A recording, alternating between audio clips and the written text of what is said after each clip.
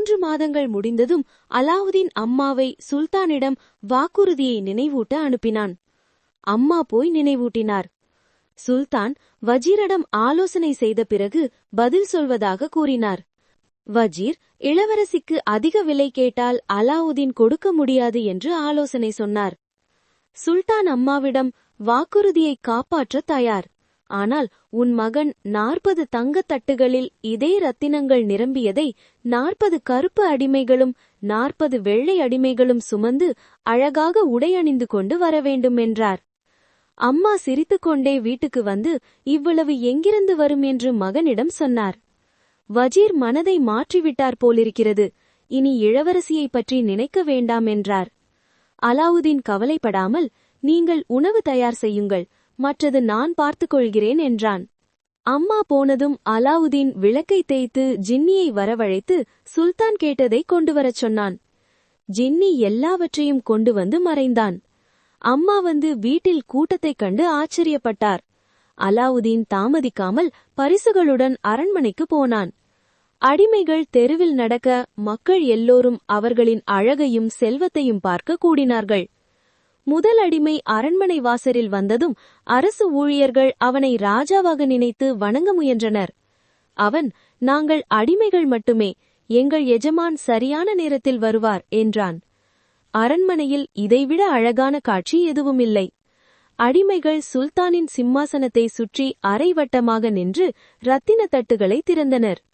அதே நேரம் அலாவுதீனின் அம்மா வந்து பரிசை சமர்ப்பித்தார். சுல்தான் தன் கோரிக்கை இப்படி நிறைவேறியதைக் கண்டு பேச்சு எழுந்தார். வஜீரிடம், இப்போது என்ன சொல்கிறாய் என்றார். வஜீர் இல்லை என்று சொல்ல முடியவில்லை. சுல்தான் அம்மாவை அழைத்து ஆம் என்று சொன்னார். அம்மா மகிழ்ச்சியுடன் வீட்டுக்கு வந்து மகனிடம் நற்செய்தி சொன்னார்.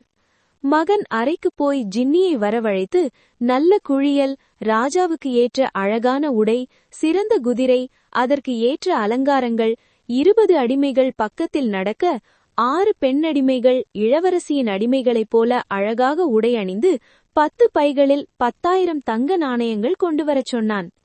ஜின்னி எல்லாவற்றையும் கொண்டு வந்தான். அலாவுதீன் அம்மாவுக்கு 4 பைகள் கொடுத்து மீதி அடிமைகள் அரண்மனையில் நாணயங்களை மக்களுக்கு வாரி இறைக்க சொன்னான். தயாரானதும் அலாவுதீன் வேறு மனிதனாக தெரிந்தான். எல்லாவற்றையும் சரியாக ஏற்பாடு செய்துவிட்டு அரண்மனைக்கு புறப்பட்டான். குதிரை ஏறிய அனுபவம் இல்லாவிட்டாலும் அழகாக ஏறினான்.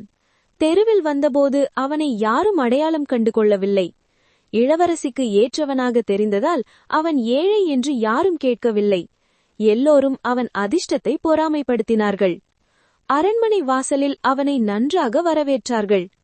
சிம்மாசனத்தை அடைந்ததும் சுல்தான் அவனை அணைத்து பெரிய விருந்து அரங்குக்கு அழைத்துச் சென்றார். உணவுக்குப் பிறகு சுல்தான் அதே நாள் திருமணம் செய்யலாமா என்று கேட்டார். அலாவுதீன், இளவரசிக்கு ஒரு அரண்மனை கட்டிய பிறகு திருமணம் செய்ய விரும்புகிறேன் என்றான்.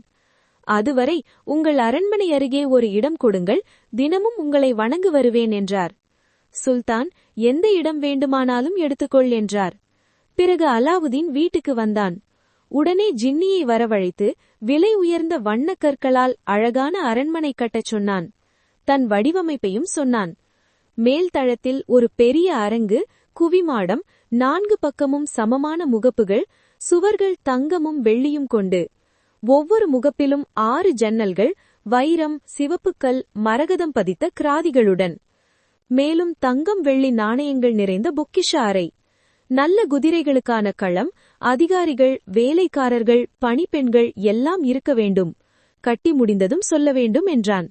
இரவு ஆனதால் உணவு உண்டுவிட்டு படுத்தான். காலையில் எழுந்ததும் ஜின்னி வந்து அரண்மனை தயாராகிவிட்டதாக சொல்லி காட்டினான். அலாவுதீன் எதிர்பார்த்ததை விட அழகாக இருந்தது.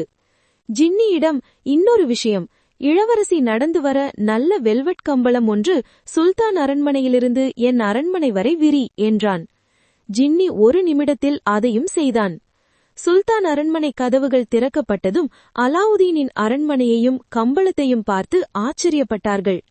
நகர மக்கள் எல்லோரும் ஒரே இரவில் புதிய அரண்மனை வந்ததை பார்த்து வியந்தார்கள்.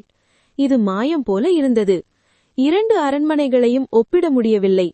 அலாவுதீன் அம்மாவை இளவரசியை அழைத்து வர அனுப்பினான்.